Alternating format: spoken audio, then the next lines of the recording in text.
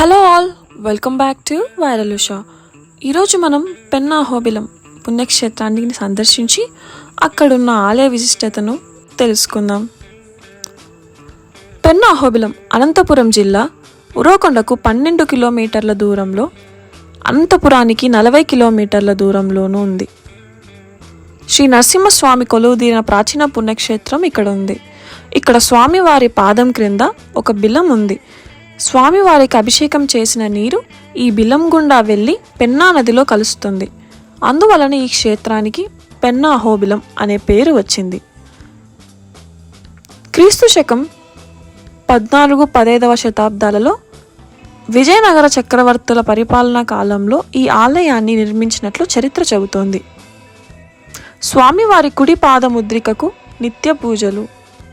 ద్వాపర యుగంలో ఉద్దాలక మహర్షి క్షేత్రగిరిపై ఘోర తపస్సు చేయగా స్వామి ప్రసన్నుడై తన కుడి పాద ముద్రికను గిరిపై, అలాగే కర్నూలు జిల్లా అహోబిల క్షేత్రంలో ఎడమ పాదాన్ని ప్రతిష్ఠించినట్లు ఇక్కడ శాసనాలు, స్థల పద్మ పురాణాలు బట్టి తెలుస్తోంది.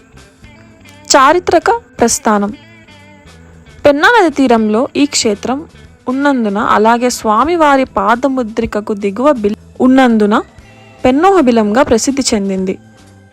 విజయనగర పాలకుడు సదాశివరాయలు దిగ్విజయ యాత్రను ముగించుకొని పెనగొండ నుంచి రాజధాని నగరానికి పోతూ స్వామివారిని దర్శించుకున్నాడు.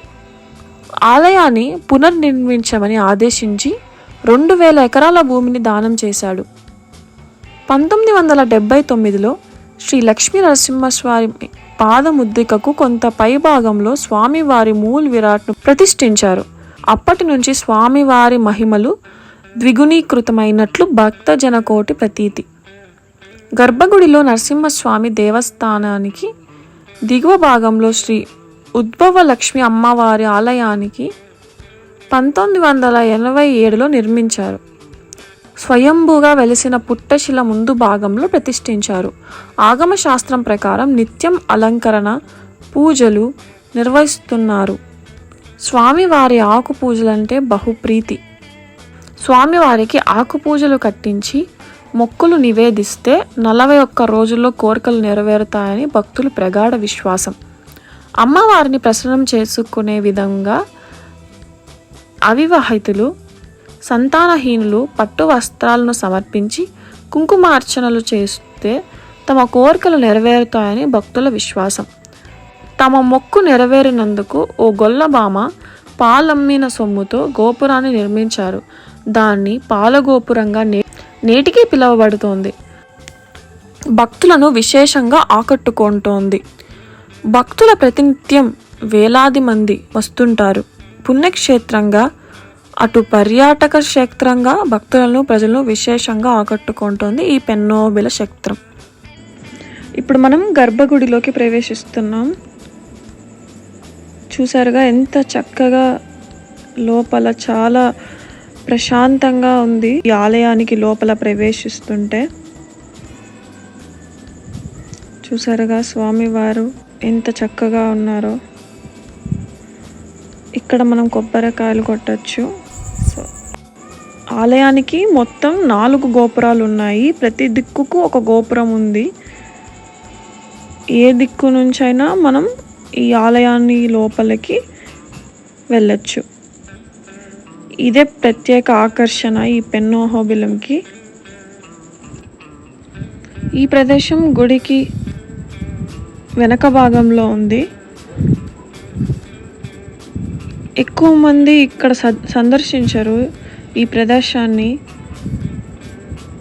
కానీ ఈ ప్రదేశం చాలా అందంగా, పిల్లలు వచ్చినా ఆడుకోవడానికి, మనం మంచి సమయాన్ని మన కుటుంబంతో గడపడానికి కూడా ఈ ప్రదేశం చాలా బాగుంటుంది. చూసారుగా చెట్లు కూడా ఎంత బాగున్నాయో.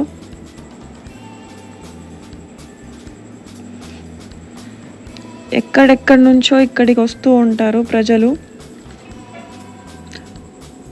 ఇక్కడ ఒక కోనేరు కూడా ఉంది.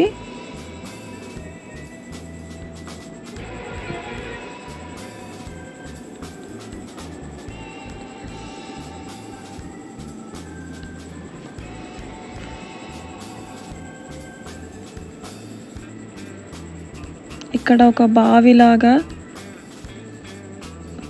నిర్మించారు. ఈ చెట్టు కింద సుబ్రహ్మణ్య స్వామి వీళ్ళంతా ఉన్నారు. ఎవరైనా ఉర్రకొండ మీదుగా వెళ్తూ ఉంటే ఈ ఆలయాన్ని ఖచ్చితంగా స్వామివారిని దర్శించుకొని ఆయన ఆశీస్సులు తీసుకొనే బయలుదేరండి. చాలా మంచి జరుగుతుంది. ఇప్పుడు మనం ఇక్కడ ఒక వాటర్ ఫాల్ లాగా ఉంది చూసారుగా. ఈ వేసవి కాలంలో పిల్లలు చాలా చక్కగా ఇక్కడ ఆడుకోవచ్చు. మీరు కూడా తప్పక ఈ ఆలయాన్ని సందర్శించండి. Thanks for watching.